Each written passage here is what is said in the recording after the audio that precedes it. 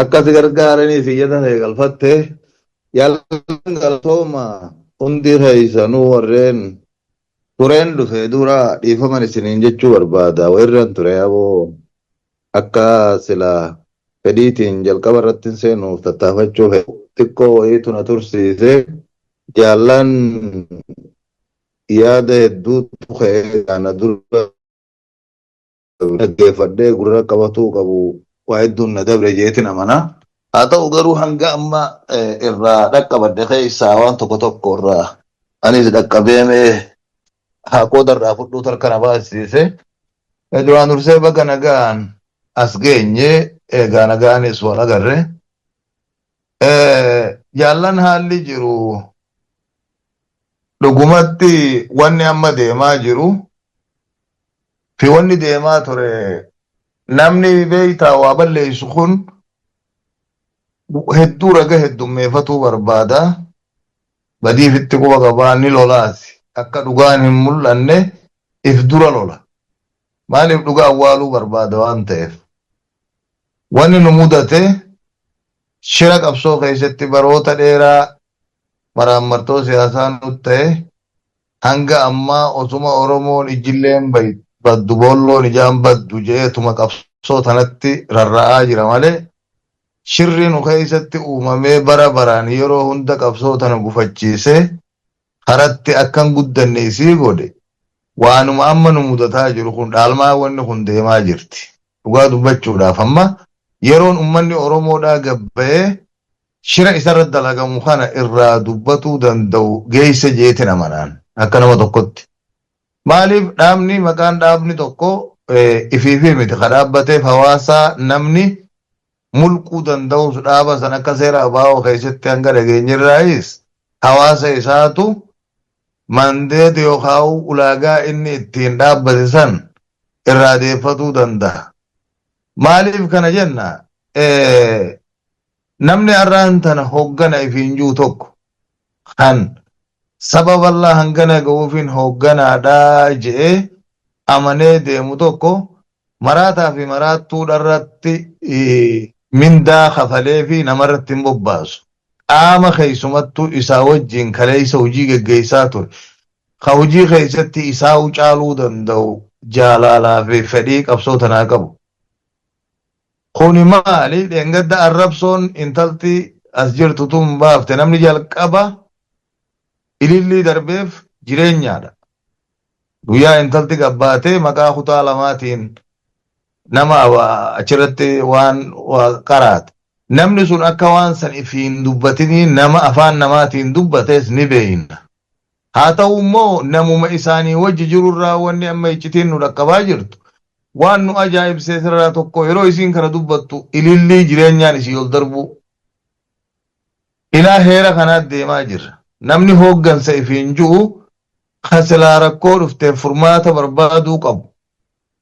Kan namaaf bitamee jaarma isaatiif hoogganamee namni kunnaan hoogganamaa har'a naatu dura jira jee akkasitti ifirratti hojiitti jiru quba qabu.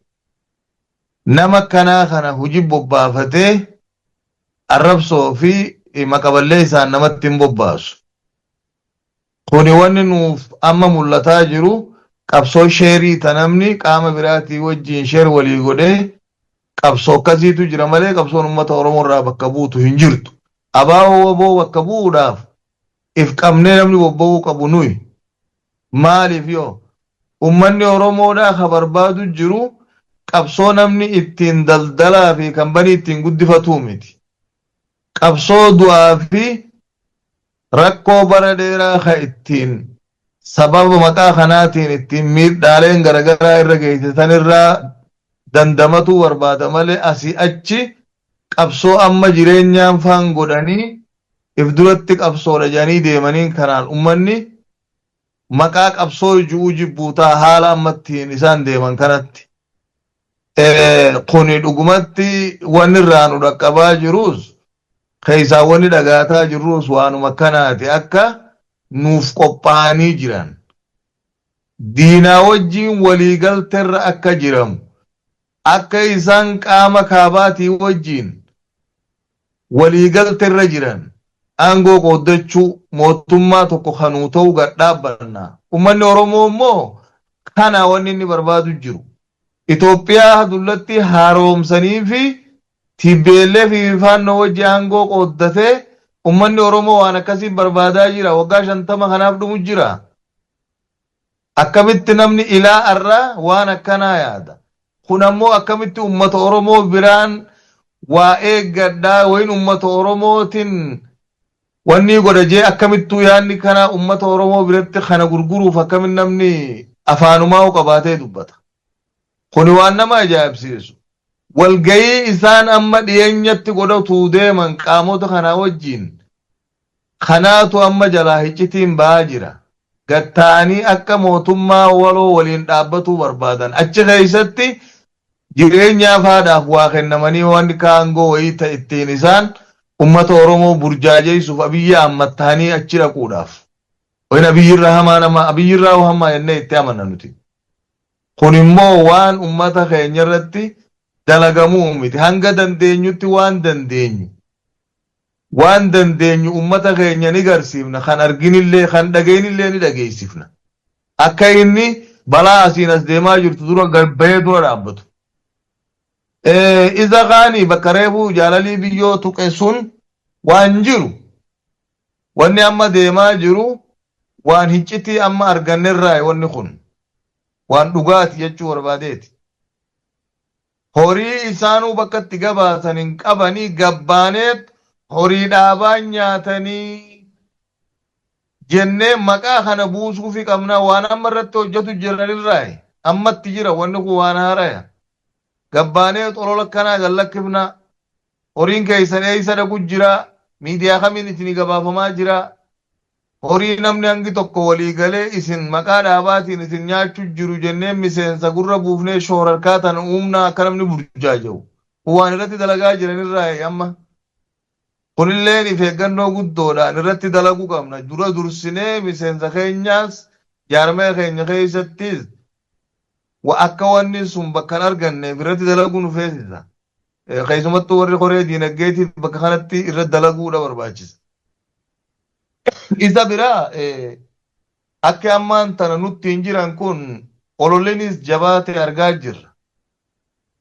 Jaran hattiyaan nuume miidiyaaleen numa jira. Waan dhabnee dhabnu hawwan keenya gabbaafnee shamarran akka qaanyii fi olola isaan oofan kana karaa laafaadhaan deebiin akka isaanii kennamu irratti illee dalaguu qabna. Wanni kun waan namni birallee nu dhaamaa jirurraa qaamni keenya kanuti waliin jiraannee bakka jiraannus yaadaan wajji jirruutu jira. Waan kanarratti dhugumatti waan achi keessaa deemaa jiru yeroo yeroodhaan dhaggeeffataadha. Haalli deemaa jiru bakka kana gaheedhaan ka quba qabu.